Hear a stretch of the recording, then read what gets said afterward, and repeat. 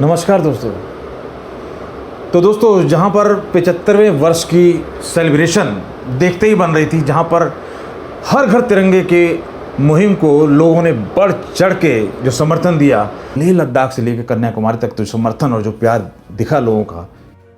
लद्दाख के पहाड़ों से आप सभी को सोनम वांगचुक का जुले। दोस्तों, मैं जब भी बाहर के देशों में जाया करता हूं तो देखता हूं कि वहां के लोग कुछ खास दिनों पर बड़े ही शान से फहराते हैं अपने घरों पर देश का झंडा। और फिर वापस आकर मैं भारत में पूछा करता था कि हम ऐसा क्यों नहीं करते।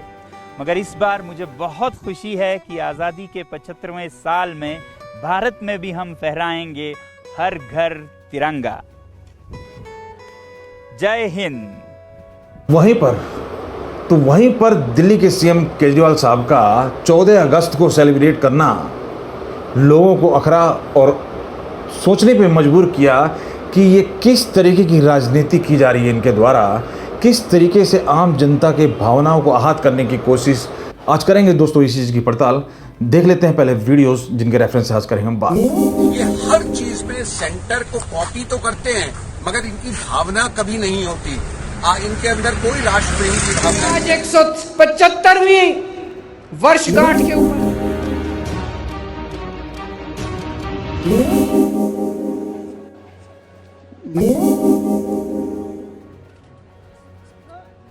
तो देखिए दोस्तों, 2014 के अंदर जब माहौल बना था भ्रष्टाचार मुक्त भ्रष्टाचार का, उस टाइम दो चीज़ें लोगों के सामने थी चूज करने की।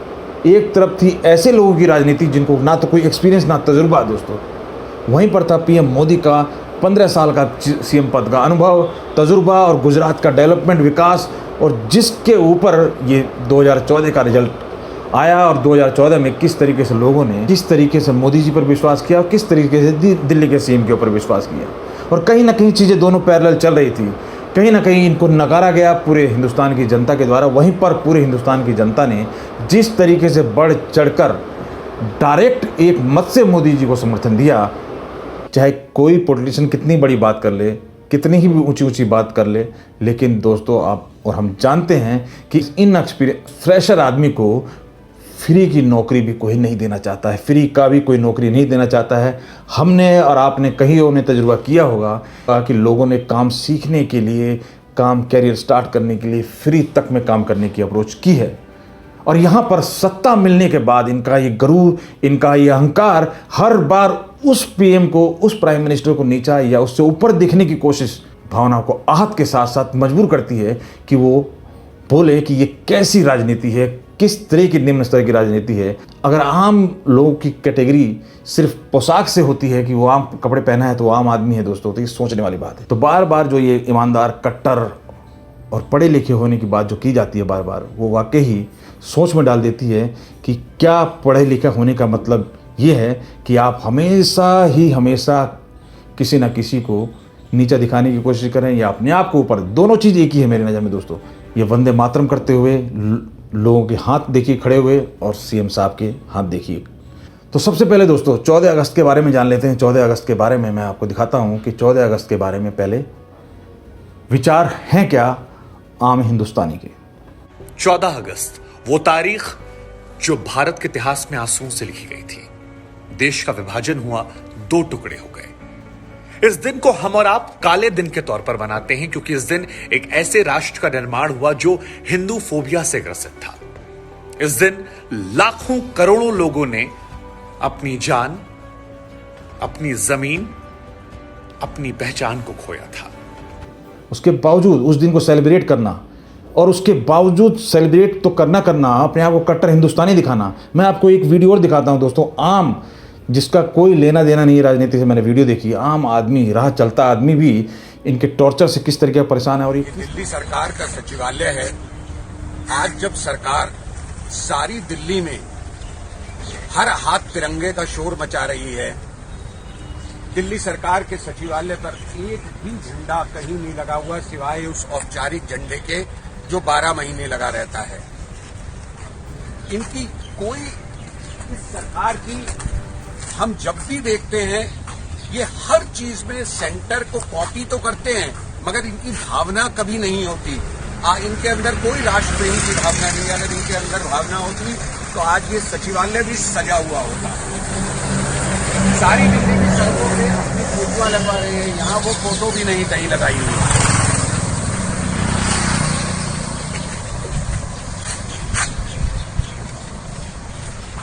ये देखिए, ये मुख्य गेट है सचिवालय में घुसने का, और कहीं कोई एक झंडा नहीं है, कहीं एक झंडा नहीं है, कहीं ऐसा नहीं लग रहा कि आज कोई राष्ट्रीय उत्सव है। और ये उस वक्त है जब 4 बजे मुख्यमंत्री त्यागराज स्टेडियम में झंडा फहराने का दावा कर रहे हैं।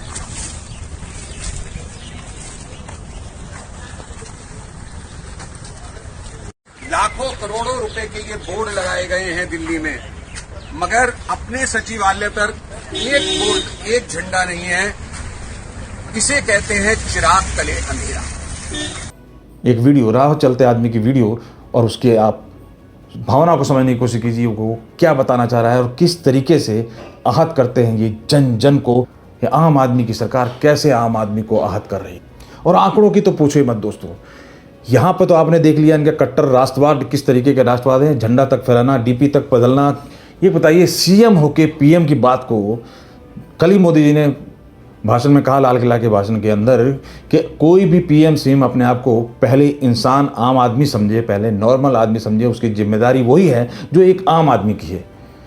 तो किस तरीके से एक सीएम पद पर बैठा हुआ आदमी एक प्राइम मिनिस्टर की बात को इस तरह से इग्नोर कर सकता है, इस तरीके से 14 अगस्त को ऊपर रखने की कोशिश कर सकता है। पहले ताबड़तोड़ मीडिया को आप खरीदने की कोशिश करते हो, लेकिन आज के दौर में, सोशल मीडिया के ज़माने में, मीडिया बहुत पीछे रह गई है। सोशल मीडिया के कंपैरिजन में मीडिया बहुत पीछे रह गई है जनाब। सबसे बड़ी चीज इन्होंने कहा कि एक बुलेट ट्रेन चालू करेंगे। बुलेट ट्रेन जैसे जापान में, यूरोप में, इन बड़े बड़े देशों में होती है, बुलेट ट्रेन चालू करेंगे। और इसकी टोटल लागत 60,000 करोड़ रुपए आएगी। 60,000 करोड़ रुपए इसकी लागत आएगी। आंकड़ों का खेल देखिए दोस्तों, समझने की कोशिश कीजिए। एक पढ़े लिखे के कैलकुलेशन, गिनती, आंकड़े। दोस्तों, मैं थोड़ी सी गुना भाग करके देखी है कि इसमें एक आदमी को किराया कितना देना पड़ेगा। आपकी सारी कैलकुलेशन फेल ना हो जाए तो मुझसे कहना। आप देखिए प्राइस बुलेट ट्रेन के, और मेरी जो गुना भाग दिखाती है कि इस ट्रेन में मुंबई से अहमदाबाद तक यात्रा करने के लिए एक तरफ का, एक आदमी का 75,000 रुपए का किराया होगा। तो ये तो है दोस्तों पढ़े लिखे होने का घमंड, ये है ईमानदार होने का घमंड। ये जाने किस चीज़ का घमंड है, ये आप समझिए दोस्तों। अभी इन्होंने 14 अगस्त की काफ़ी वीडियो वायरल हुई, देखिए झंडे का सम्मान देखिए, ये किस तरीके से ट्रेन के गार्ड की तरह झंडा दिखाते हुए किस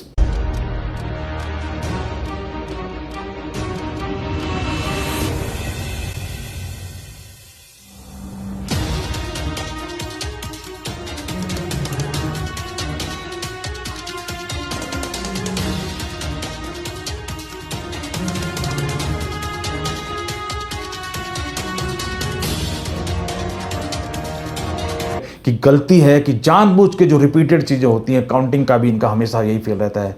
किसी चीज़ को कभी मोफलर 10 बताए जाएंगे, कभी 12, कभी 15, कभी ठेके 800, कभी 400, कभी 600, कभी गैस की, ऑक्सीजन की सिलेंडर कभी 700 MT, कभी 800, कभी 1000, कभी, और फिर उसके बाद अपने आप को पढ़ा लिखा, सबसे ज़्यादा ईमानदार, सबसे ज़्यादा राष्ट्रवाद बताना कहीं ना कहीं आम लोगों को आहत करता है दोस्तों। लेकिन ये बार बार होता है और जानबूझ के नहीं होता है, ये वैसे किसी के गले उतरेगा नहीं। अभी कुछ दिन पहले इनका बयान आया था जहां पर भगवत मान जी ने इनको करेक्ट किया था कि 70 साल नहीं 75 साल हुए थे। सुनिए। देश को आजाद हुए 70 साल हो गए। 75 साल हो, 70 साल हो गए, 75 साल हो गए। अब देखिए इनका कल का जो 14 अगस्त का, जब कल 14 अगस्त पे किया तो उसमें बोलते हैं कि 175 साल। शर्त ये है कि आज 175वीं वर्षगांठ के ऊपर जिस तरीके से जन जन, आम जन ने समर्थन किया है घर घर तिरंगे का, जैसे जैसे बुजुर्ग, कैसे कैसे लोगों ने जो इस तरीके से जी जान से इसका समर्थन किया है, ये वही लोग हैं दोस्तों जो सीएम और पीएम बनाते हैं।